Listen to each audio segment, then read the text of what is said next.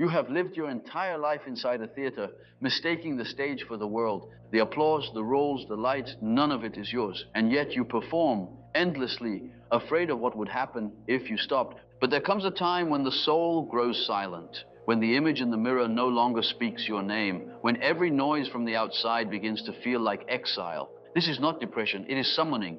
To disappear from the world is not to vanish, but to return to that which you abandoned before you could name it your own self. If you walk away now, you will continue to live in the image of others. But if you stay until the end, you will begin to see what has always been trying to reveal itself beneath the mask, beneath the noise, beneath your fear. This is not a sermon, it is a descent. And only those who vanish will ever truly see. A figure walks into the forest and is not seen again. Days pass, then months. The village forgets his name.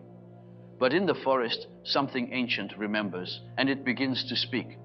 To the outer world he has vanished, but to the inner world he has appeared. For it is not the crowd that marks the beginning of life, but the withdrawal from it. Only when the noise subsides can the soul begin to whisper its first word. You believe you are awake, yet you are still dreaming.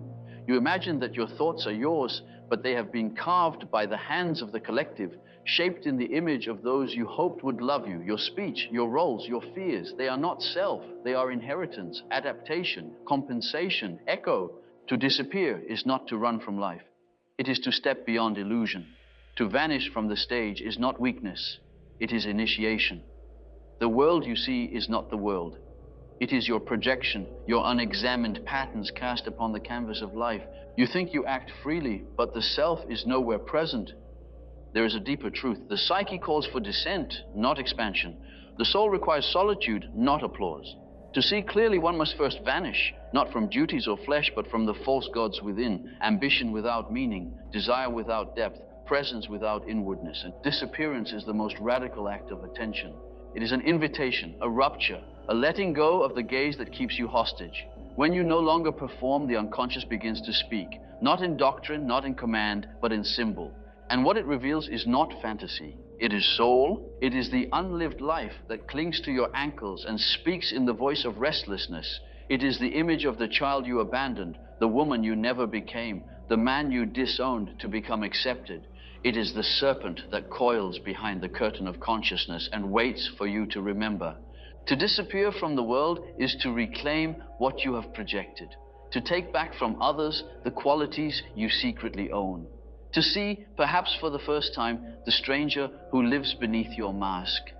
It is not disappearance from others that wounds you. It is disappearance from your own image that terrifies. The ego fears this silence. It will cry out, not in pain, but in loss. It will beg for return. But the deeper voice, the voice from the forest, will remain, waiting, patient, ancient. In dreams, disappearance comes not as death, but as mystery. The lights dim. The script is lost. And something begins to move behind the stage. This is not depression, this is threshold. The forest, the cave, the mountain, these are not metaphors. They are the topographies of the unconscious. Every true transformation begins with disappearance. The seed must be buried. The alchemist seals the vessel. The initiate is removed from the village. No great symbol is born without silence. The self is not found. It reveals itself. And it reveals itself only when the ego has ceased its mimicry. I do not speak here of isolation. I speak of inner detachment, the kind that strips you of identity so that a deeper name can be spoken within you. You will not recognize this name. It is older than language. It will come as a mood, a rhythm, a symbol. You may see it in your dreams or in the silence between thoughts, but it will not flatter your persona. It will demand your whole life. And when it speaks, it will say, stop, let go, turn toward the place you have avoided. You must be willing to become no one. You must be willing to vanish, not only from the eyes of others, but from the false eye within, the eye that constantly measures, judges, corrects. You cannot see your true reflection until the mirror is emptied of expectation. The self cannot speak until the stage has been abandoned. You believe that the world needs you to act, but the soul needs you to listen, and it cannot speak above your performance. To disappear is not to dissolve. It is to return to the place before name, before role, before approval. It is to re-enter the inner sanctuary, where the dream images still move, where the ancestors still speak, where the gods are not forgotten. And when you disappear, truly disappear, what reveals itself is not what you feared. It is what you have always longed for, meaning. Not explanation, not certainty, but meaning, the lived, breathed, suffered experience of soul. So now I ask you not to rush, not to strive, not to seek the answer in the world's noise. I ask you only to pause, to vanish, to walk into the forest of your own soul and listen, for something ancient remembers you. And it is beginning to speak. All transformation begins with withdrawal, not from duty or affection, but from identification. The soul does not speak in the marketplace. It speaks when the crowd disperses. The psyche, like the seed, does not grow in sunlight alone. It must be buried. What most call disappearance is, in truth, a return. To begin the inner journey, one must first pause the outer participation. This is not abandonment, it is preparation. For what is to come cannot be heard above applause, cannot be seen through the eyes of the collective. The alchemist knew this. The first act was to seal the vessel. The initiate knew it too. Every mystery begins with exile. This is not metaphor, it is psychological necessity. In every myth, the hero is removed from the tribe. Moses flees Egypt, Jonah is swallowed by the sea. Even Christ disappears into the desert before his voice can be heard. The pattern is ancient. Withdrawal precedes revelation. We live in a time of overstimulation. The psyche is not overwhelmed by evil, it is drowned by noise. The ego clings to relevance, mistaking performance for being. You are told to be visible, to be productive, to be connected. But the self is not found in exposure, it emerges through depth. What we call relevance is often resistance, a refusal to descend, a defense against silence. To disappear from the world is not to retreat from the real.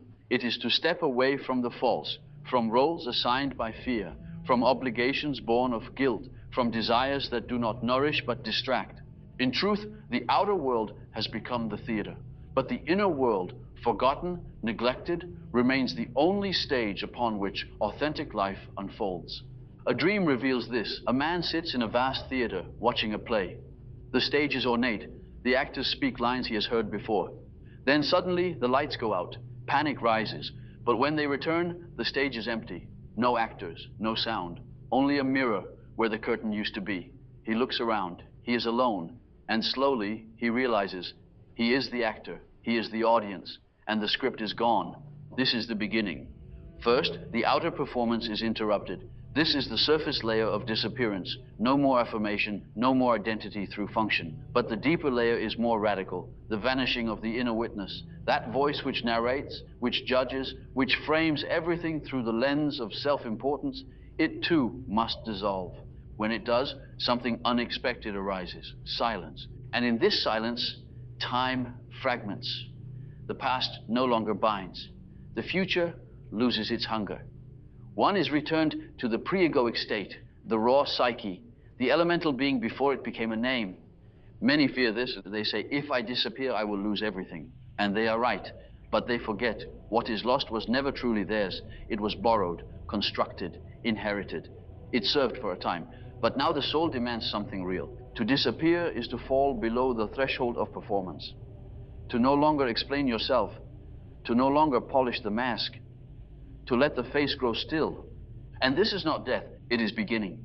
In that quiet, something forgotten stirs, the image of a dream long ago, the memory of a feeling once disowned, the sense of being watched, not by others, but by something within. The self does not speak in urgency. It waits. It has always waited.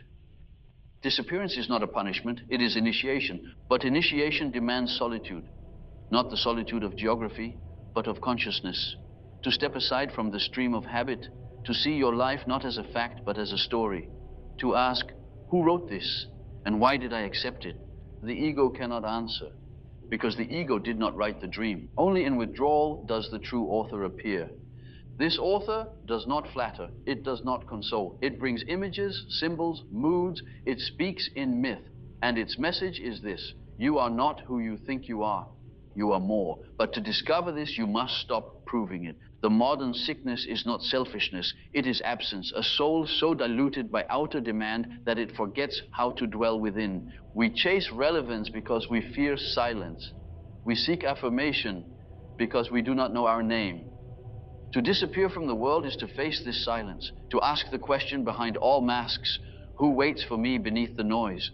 The answer will not come quickly. It may not come in words, but it will come in a dream, in a mood, in a moment of recognition, when you look into the mirror and do not turn away. To vanish from the eyes of others is to enter the gaze of the soul, but the soul does not reside in the familiar places. It waits in terrain untouched by maps, where the signs do not direct but dissolve. The forest, the cave, the desert, these are not empty places. They are topographies of the unconscious. The old myths knew this. When the hero disappeared, he did not go nowhere. He went to the place where the ego cannot follow. The forest, thick with unseen movement. The cave, dark and echoing. The wilderness, stripped of name and possession. These are images of psychic descent. In the desert, Christ meets Satan, not to destroy him, but to meet what has not yet been integrated. Moses climbs the mountain not to escape, but to receive the law, the inner voice of totality. Zarathustra leaves the city not to abandon humanity, but to confront the self, whose truth cannot be heard in the marketplace. What the world calls isolation is often the soul's summons. There is a kind of exile that is chosen, not out of bitterness, but necessity. For what is revealed in the absence of others cannot be revealed in their presence. The gaze of the collective is not neutral. It shapes the soul like wind over sand. The longer we remain visible, the more we become what they expect. And slowly we forget what we are. To disappear is to turn away from the gaze, not in rebellion, but in reverence. It is to choose sacred ground over social ground, inner law over outer order. This choice will not feel noble. It will feel like death. The mind will cry, you are wasting your life. You are vanishing into nothing. But listen closely. This voice is not the self. It is the remnant of persona clinging to relevance, terrified of silence. There is a dream I recall. A man stands in his house, watching the walls begin to sink into the earth. At first he panics. The structure he relied upon, the rooms, the windows, the doors, are collapsing, but then he notices a staircase winding downward. Beneath the house is another chamber, dark, hidden, ancient. There, buried in the roots, he finds a key. The house is his persona. The descent is the invitation. The key is the first symbol of transformation. To descend is to admit that what once served now suffocates. That the script written for survival is not the text of individuation. That you cannot become whole without first becoming unknown. And in the darkness, what appears is not horror, it is memory, not the memory of events, but of essence, a mood you carried before you had a name, a symbol that visited your childhood dreams, a song you forgot you knew, echoing from a place outside of time. This is the reemergence of soul. The soul does not speak in grammar, it speaks in image, in silence, in the rhythm between thought and dream, and it can only be heard when the noise of the collective is gone. What disappears from the world appears in the dream. The images you could not express, the fears you could not confess, the desires you dared not admit. They begin to move in the night, first as shadows, then as messengers. You may dream of doors, of staircases, of wolves. You may see your childhood home flooded or the moon split in half. Do not interpret too quickly. These are not puzzles to be solved. They are you speaking back from the depths. The symbol is not a signpost, it is a vessel. It contains your unlived life. The house that sinks is the house you built from borrowed wood. The chamber below is where your true inheritance was buried. The key does not unlock the world, it unlocks you. And yet this disappearance is not permanent. One must return, but not yet. For now, you must remain where no one sees you, where no one knows your name, where the earth speaks louder than the clock. This is the soul's time, the deep rhythm beneath the mind's tempo. You may feel forgotten, but that is the point. You must forget who you were pretending to be, so the one you are can begin to breathe. Only when the gaze of the other is removed can the soul show its face. This is not loneliness, this is solitude. They are not the same. Loneliness is the hunger for mirrors. Solitude is the presence of essence. In solitude, the self reveals itself, not all at once, but in fragments. A word here, a dream there, a breath that feels eternal. And slowly the image forms, not of who you should be, but of who you already are. And in that moment, you will not crave return. You will crave truth. Not a truth that convinces, a truth that grounds, that gives root to your longing and shape to your voice. The forest becomes your cathedral, the cave becomes your heart, the desert becomes your name. To disappear from the world is to strip away the mask. And when the mask falls, what rises is not the self, but the shadow, This is the terror hidden in silence. When no one watches, you meet the one you have exiled, not with rage, but with memory, not with logic, but with emotion that has waited too long. The shadow is not an abstract force. It is not merely the darkness that dwells in others. It is the unchosen self, the part that once reached for life, but was denied entry. It is everything you have not allowed yourself to be. It comes first not as symbol, but as sensation, a mood without cause, a fear without name, a sorrow without source. You begin to feel that which you had numbed to maintain the role. You remember not events, but how it felt to be forgotten, to be ashamed, to be hungry, not for food, but for authenticity. The modern soul is haunted, not by monsters, but by its own rejected images. And when the world fades, these ghosts return. They do not seek revenge, they seek integration. They come not to destroy, but to be known. This is why withdrawal is so dangerous to the unprepared mind. Because in the absence of applause, the cry of the rejected self grows louder. You may see it first in dreams. One such dream, a woman disappears from a crowded party and finds herself underground. There, in a cavern lit only by a flickering lamp, she meets a figure. Herself, dressed in black, barefoot, eyes wide with laughter. The figure dances, sings, mocks. She is both wild and radiant. The woman feels fear, then shame, then recognition. The figure says only, "You buried me so you could be loved." That sentence holds the entire tragedy of the adapted ego. To be accepted, you banished the one who was too alive. You silenced your anger to be approved. You concealed your power to be safe. You disfigured your sexuality to be pure. And in doing so, you became acceptable, but not whole. The shadow is not evil. It is exiled life. In the myth of Osiris, the god is dismembered, not killed, but scattered. His parts are flung into the river, hidden in trees, lost in the earth. Only when Isis gathers the fragments can he live again. The self is no different. Your wholeness lies in what you cast off. To retrieve the shadow is not to become it, it is to hold it in consciousness. You are not meant to act out the shadow, you are meant to integrate it, to listen without being possessed, to feel without being consumed. In analysis, I have seen this pattern countless times. A man lives a life of duty, but is restless. He dreams of a stranger knocking at the door, bleeding, demanding entry. Each time he refuses. Each time the knocking grows louder, he is not being attacked, he is being asked to remember. The knocking is not violence, it is invitation. It is the soul's desire to reclaim what was lost, not to morality, but to fear. The shadow carries your vitality, your instinct, your raw power, but also your capacity for destruction. This is why it frightens. To integrate it is to carry tension, to live between the poles without collapsing into one. Disappearance reveals the shadow because it removes the distraction. You are no longer affirmed. You are no longer corrected. There is no one to reward your adaptation. And so, what was hidden returns. You feel the anger that once frightened your parents. You feel the longing you buried beneath success. You feel the erotic image that still moves beneath your skin, even though you have tried to be respectable. This is not regression, this is restoration. What returns is not the child, but the unlived life of the child, the play that was interrupted, the scream that was silenced, the creativity that was pathologized. But to feel it again now, as an adult, is to offer it a new fate, a new place in the house of the psyche. In this way, disappearance is not withdrawal, it is healing. You are not vanishing, you are gathering. You become slowly a container for contradiction, a being who can carry rage and tenderness, who can feel guilt without being paralyzed, who can desire without being devoured. This is individuation. It is not the creation of a perfect image. It is the confrontation with the imperfect whole. The shadow says, do not fix me, do not judge me, just see me, and do not turn away.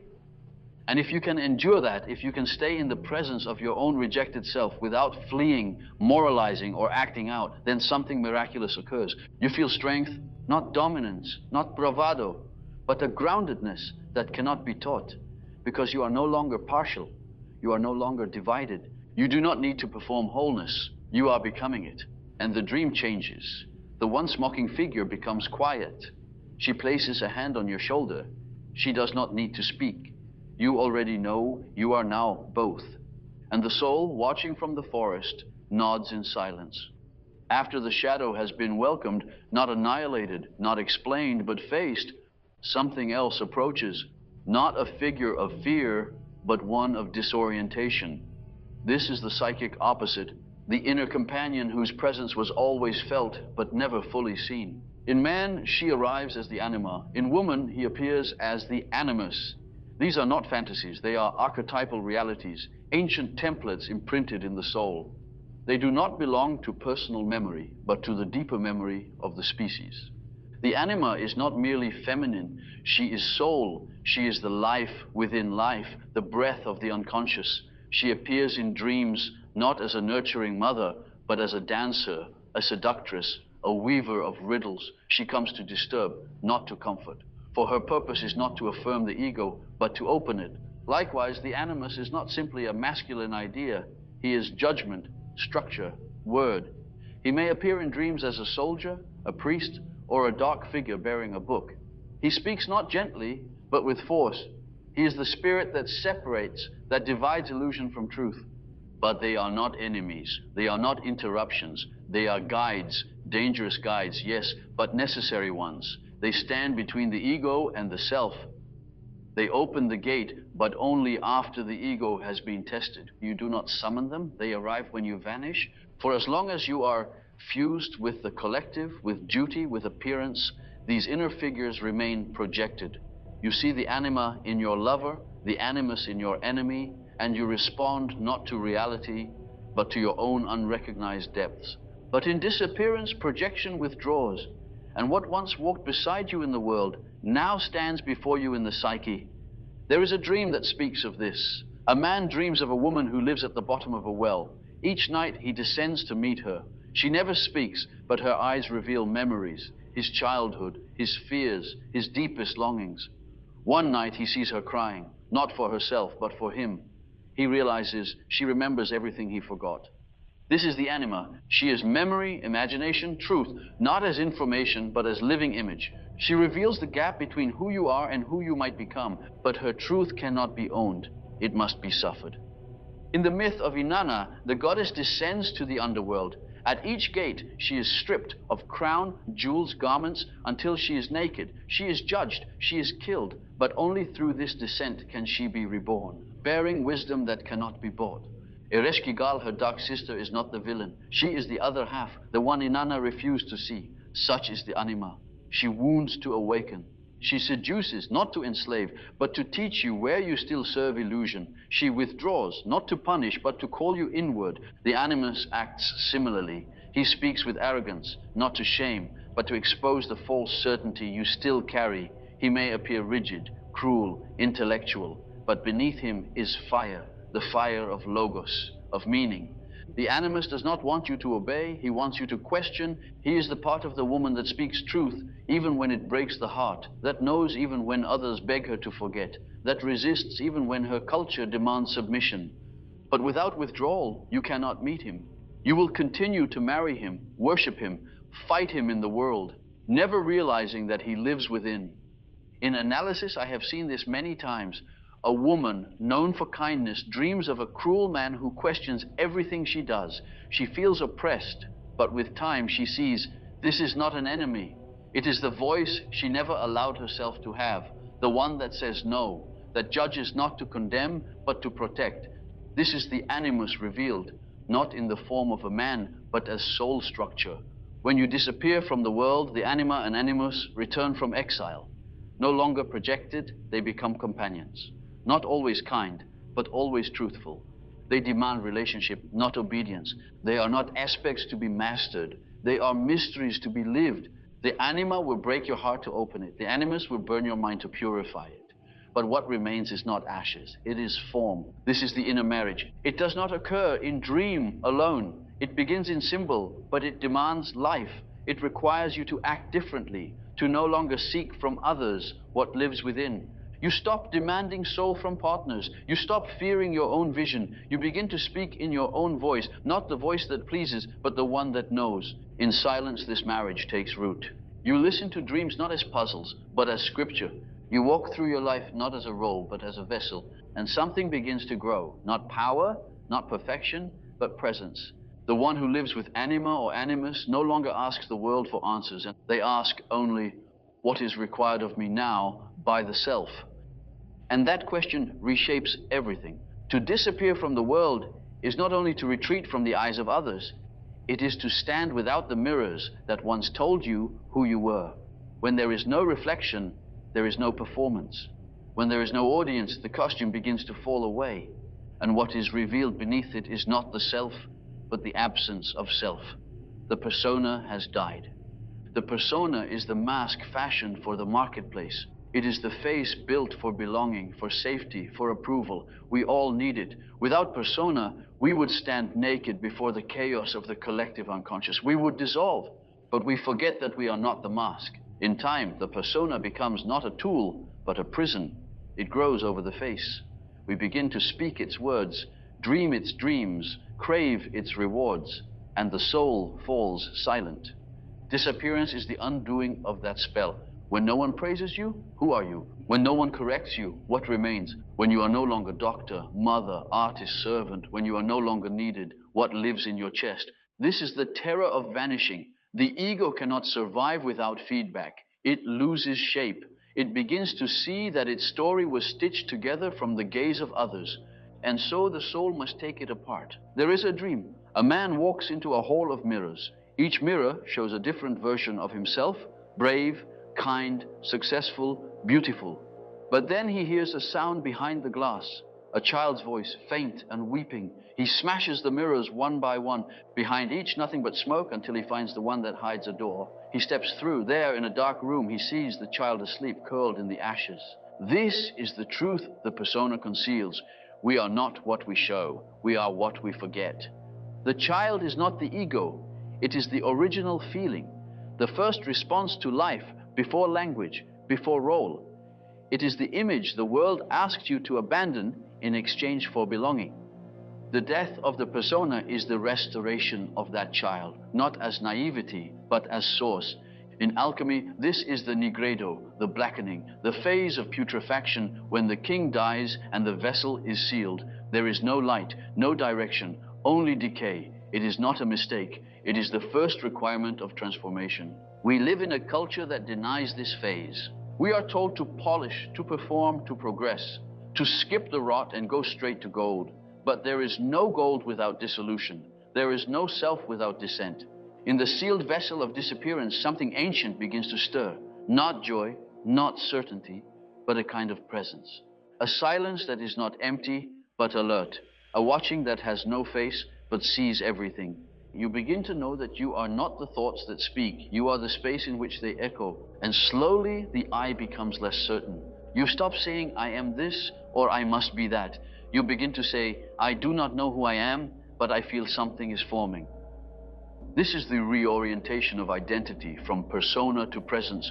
It does not happen all at once. The mask clings. It may appear in dreams, begging to be worn again. It may tempt you to return to success, to certainty, to the familiar applause. But you must stay in the darkness a while longer, for only in the absence of mirrors can the true image be born.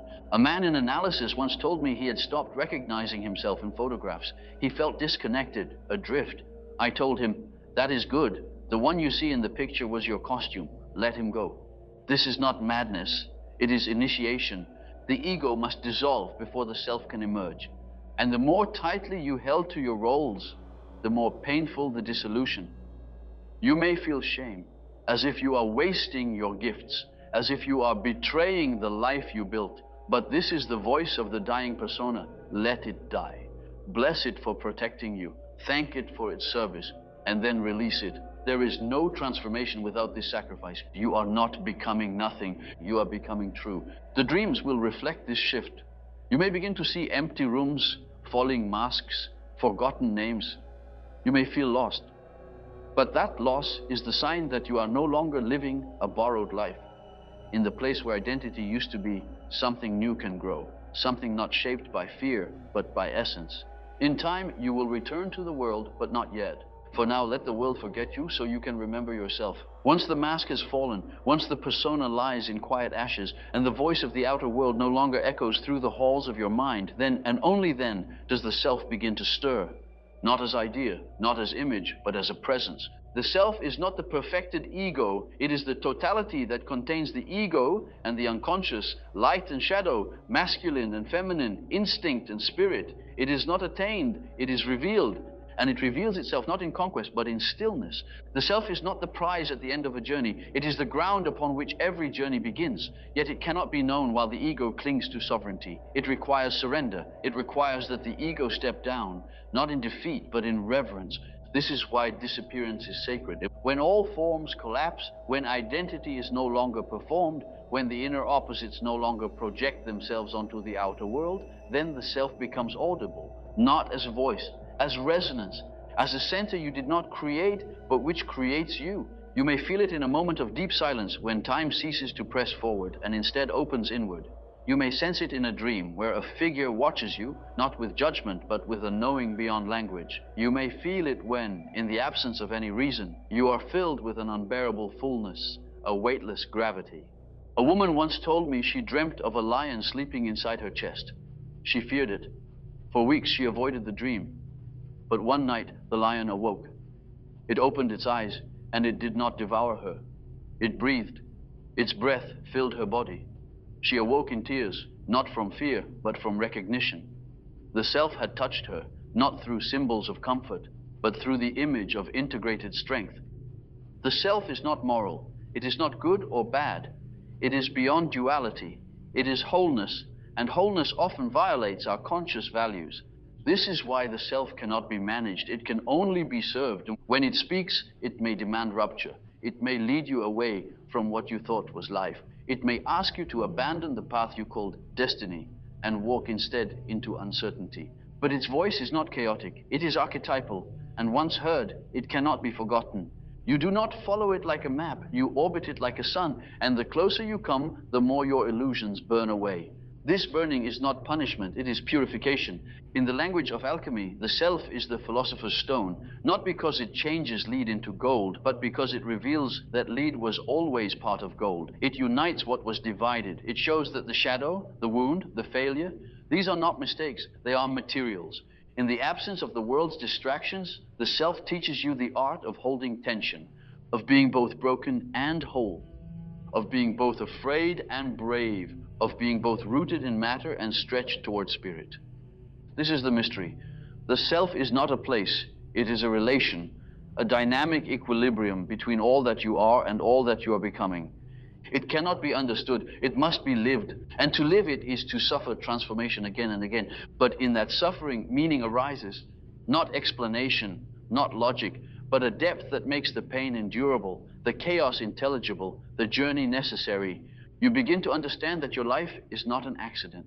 It is a text, a symbol, a myth written in flesh and dream and longing. And the self is the author, but also the reader. This is why the disappearance was necessary. Because until the noise stopped, you could not hear the deeper song. Until the world faded, you could not see the face that waits behind every mask. Until the ego surrendered, the self could not approach. And now it does not arrive with trumpets. It does not speak your language. It appears like a breeze through the soul, a movement in the depths, a stillness that moves everything. You do not become the self, you become aware of it. And in that awareness, your actions change. You no longer chase purpose, you express essence. You no longer seek to prove, you live to align. You no longer ask, what should I do? You ask, what is true to the center?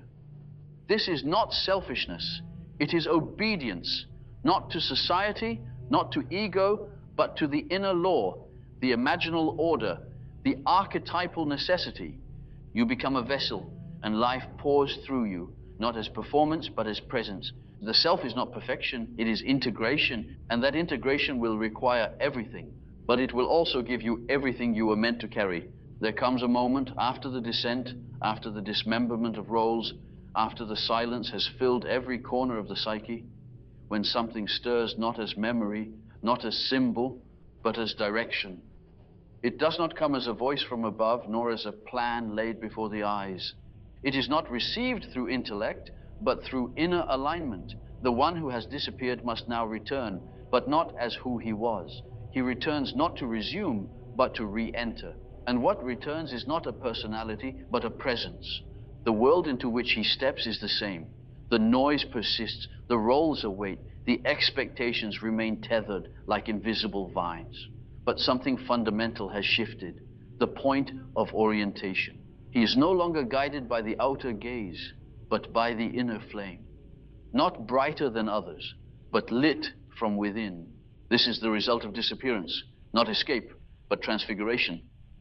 In myth, the hero who returns from the underworld is not welcomed with garlands. He is rarely understood. He is no longer interested in conquest or applause. He walks differently, not with pride, but with gravity. He speaks less, but each word seems to come from a deeper place. In the alchemical opus, this is the rubedo, the reddening, the final phase. After the blackening and the whitening, the soul is dyed in the blood of its own wholeness. Not an aesthetic transformation, but a metaphysical one. The stone is no longer sought, it is. And he who carries it becomes a healing presence in the world. Not because he offers cures, but because he embodies contradiction held together. The return is not a performance, it is a resonance. Others may not understand, that is not the concern. The concern is fidelity to the self, to the path, to the truth revealed in the dark. You will not need to shout. The silence walks with you. There is a dream that marks this turning. A woman walks out of a forest, barefoot, carrying nothing. Her hands are empty, but her eyes shine like fire in water. No one greets her, but wherever she walks, the animals bow their heads. The trees shift, the wind stills, not in recognition of her power, but in response to her alignment. The one who disappears returns not as prophet, not as master, not as sage.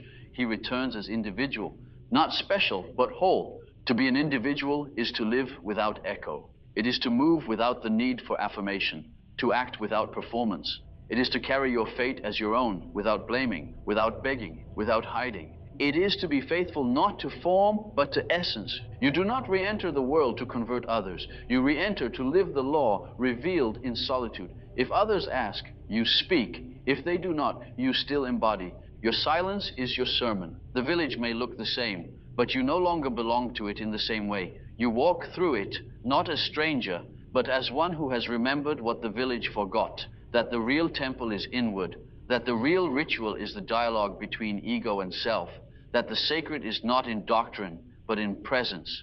You no longer ask, what should I do to succeed? You ask, what is required of me by the deep? And you do it, not because it will be rewarded, but because it is yours. The shadow no longer stalks you, it walks beside you. The anima or animus no longer torments, they inspire. The persona no longer binds, it serves. And the self, the mystery at the center, shines not as goal, but as compass. You live not for expression, but for coherence. You are not reactive, you are responsive. And in this, you become what the world needs most. Not more noise, not more heroes, not more images, but more wholeness. Not more cleverness, but more soul. The world will not clap, but it will shift. For wherever wholeness walks, the soil remembers Eden, and others may feel, without knowing why, that something ancient has returned. In you, not in your opinions, not in your brilliance, but in your silence, your clarity, your refusal to split. This is what disappearance reveals, that the one you were running from was always the one the world was waiting for. You do not become God, you do not become saint, you become real. And from that reality flows an influence no doctrine can teach, no system can contain. It flows because you are no longer asking, who am I supposed to be? You are living the answer that has no words. Final image. A figure emerges from the trees. His eyes are clear, his hands are empty. He carries no title, no ambition, no cause, but as he walks, the silence follows. And in that silence, something holy begins to grow.